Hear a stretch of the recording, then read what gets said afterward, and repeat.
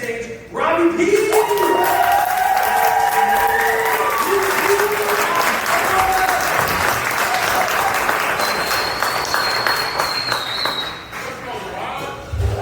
Thank you, Brian. Keep going, Brian Wells, ladies and gentlemen. JP.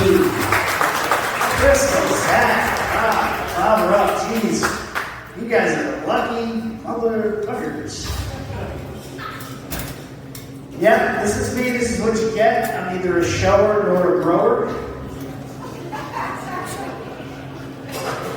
I'm a little like a lowercase Jay Leno.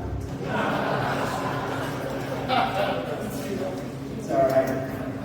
I've pretty much been built like this when I came out of the womb, so I was a giant little kid.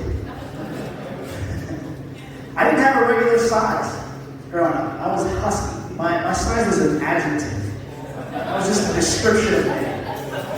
So you must be going for the short little fat kid section over there. And I'm like, that's offensive. I'm like, sorry, we meant husky. Somewhat less than offensive. Big boned, giant bones, sir. Just a big bone. That's what I am. I'm from New Jersey. Anybody from New Jersey? Don't answer that. You can't answer that. That's like, yeah. If you answer that, that's like admitting you have gonorrhea. If you do admit it, we shouldn't trust it. That's what I'm saying. Yeah, I'm from New Jersey. It makes me a little different, but I like moving to Indiana. It was pretty cool. Moving here. I chose to live here. It's nice. I like Indiana because now no matter where I go on vacation, it just seems exotic. Back roads of Kansas. Whoa, this time of year. Corn's about this high. Crazy, right? Yeah. I didn't hear you. What? I'll have to look up at it? Oh, well, I've been here 20 years, man. I know where the corn comes from and the babies. I just got back from Biloxi, Mississippi, though. That's Mississippi to you. Yeah, that was a good place. I think I caught some of it. No, I still like black people. It's okay. No, I'm just a little slower now because I learned that they're in a different time zone. You know that? They're exactly 1 hour, 100 years behind us. So I think I caught some of it. I know it's a little hacky, but like, look at me. I've been this gray since I was 25, so I've looked old for a long time. I haven't looked tall enough to be old, so it just fucks everybody up there trying to get an ID too. It's like, what the hell? It says you're 21, you look 60. This has to be fake. Give me the one that says you're older. No, yeah, but I don't want to do the hacky stuff. Like, I don't want to talk about my colonoscopy because, I don't kiss and tell. It's not something I'm into.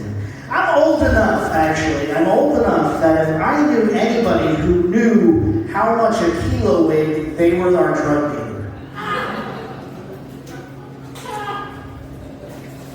Fact. It's a fact. Gotta keep drinking. Gotta hydrate because I'm actively dealing with a kidney stone right now. That's fun. And by fun, I mean, I know what sadomasochism is. Because when you pass the kidney stone, you find out the pleasure's all about the relief.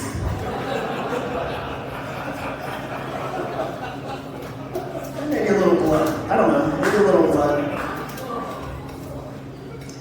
It's terrible to think about, isn't it? But it has made me admire, the young guys that go in there and they pee at the urinal and they can stand leaning against that wall. So you gotta remember those days. But now I'm also the police of every restroom in the world because I use them constantly now after that. And by the way, somebody left the seat down in the men's room in there. Bro, that's our room, man. If I could leave the seat up in there, sit together on something. It's disrespectful.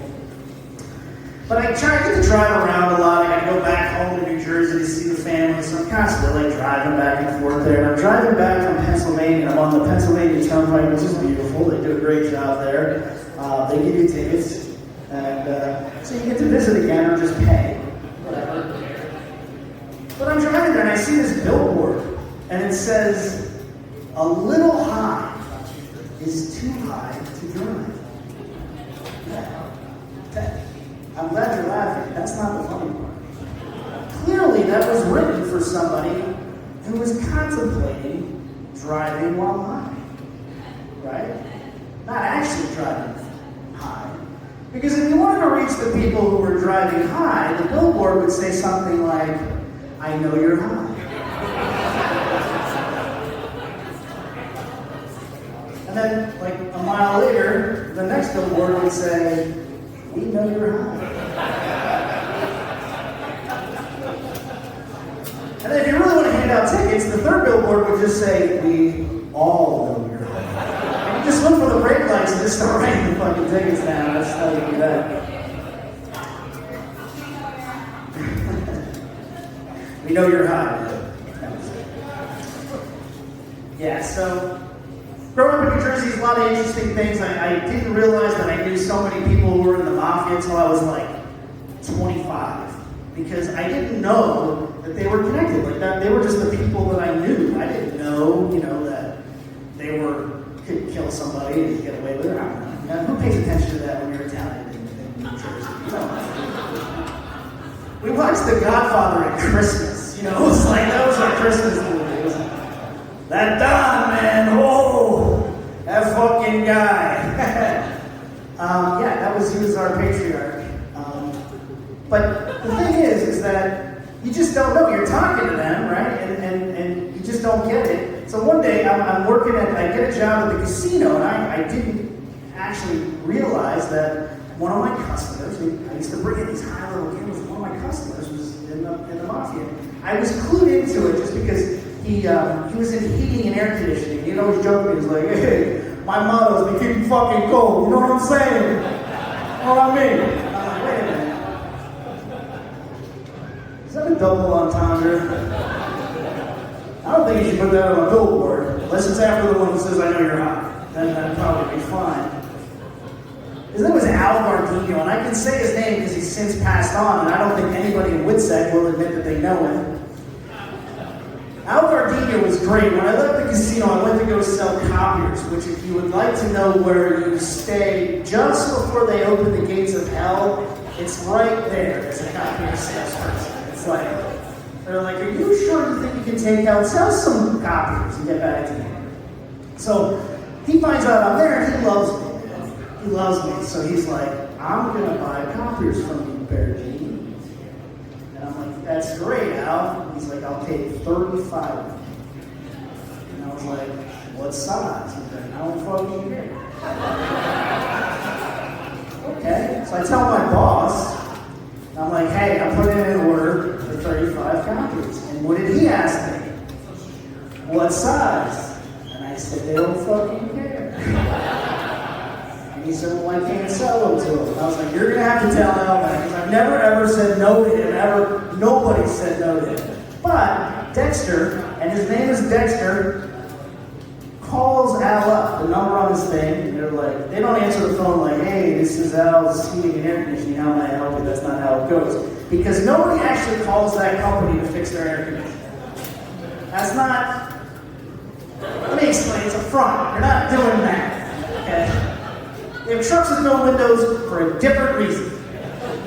So they pretty much answer the phone like, "What? Did you order 35 copiers?" He's like, "Yeah." He's like, "What size?" "I don't fucking care." "Where are they going?" "Brooklyn, New York." "You don't deliver there." He's like, "You do now."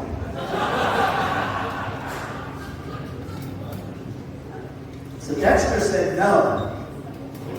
He's living in Al loves me, but not like kill him over copy or something. So what Al did was just every day for 35 days send him a pound of flounder to the office.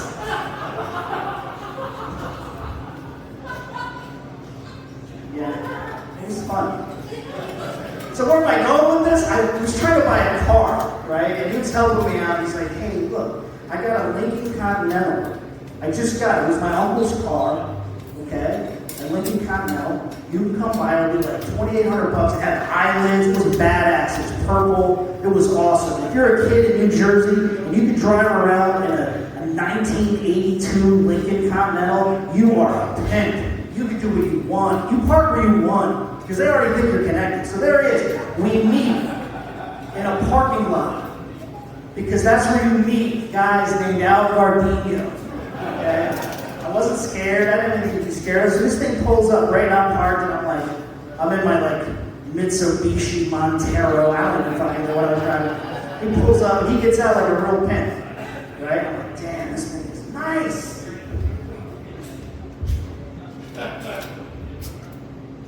Okay, at the time, I don't know what the fuck I'm doing. Like 18, 19, something like that.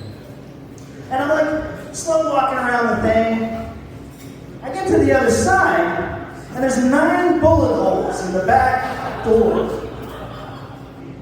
And I'm like, first of all, terrible grouping. I mean, they're all over the place.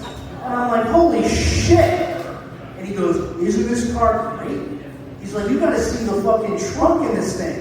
And I'm like, what? He's like, yeah, the trunk is awesome. You can't even hear the shovels touch in the back of this thing. And I'm like, wait a minute. There's fucking bullet holes here. It's like, yeah, well, my uncle passed away anyways. He's like, that's a lot of character though, doesn't it? You're not wimpy driving around in a car like this, I'm going to tell you that. And I'm like, ow, I can't buy a fucking car your uncle was murdered in. He's like, wait a minute. Yeah, he was shot. But the coroner said he died of a heart attack, so it's not even fucking murder.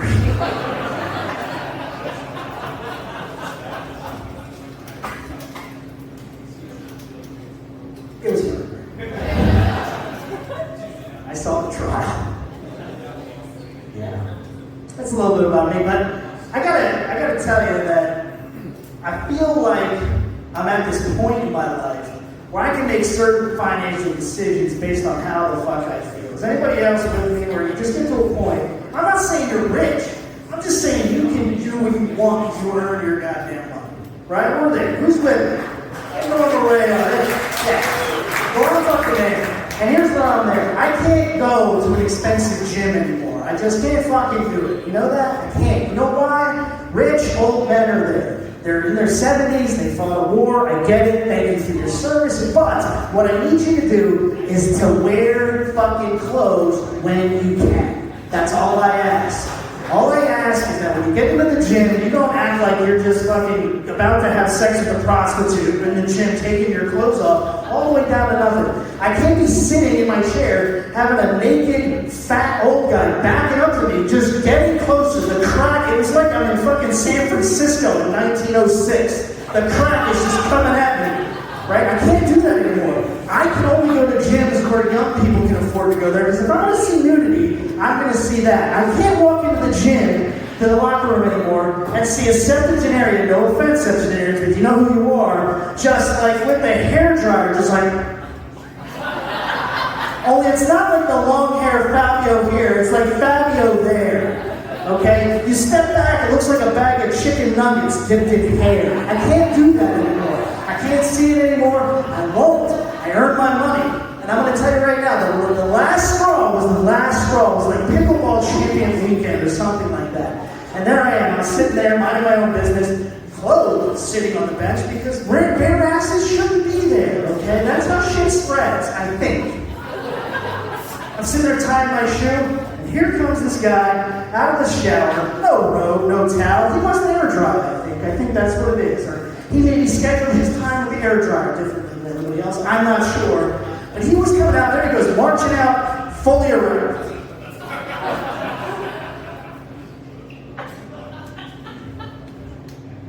What kind of silver alert is that? How senile are you if you're the only one that doesn't know your heart? No, I'm asking. So there he is. And I'm trying to make the connect. I'm trying to connect the dots here. So I'm sitting there, but that's not the worst part. part, because I can probably handle that now after the hours of nudity I've been watching in there, which I get. No, his hero pickleball buddy is over there. He marches right over to this guy, who's just kind of just sitting there, minding his own business, naked, of course. Just sitting there, he walks over and he's like, hell of a game, right? And the guy right at him, he's just... And this guy's like, geez, Jen, right into it. Okay, so geez, that was the best pickleball game I've ever seen you do. You did that slide thing, I don't know, they went on and on. Like they'll record a goddamn podcast. No more, I put my foot down. I'm Robby P, thank you very much.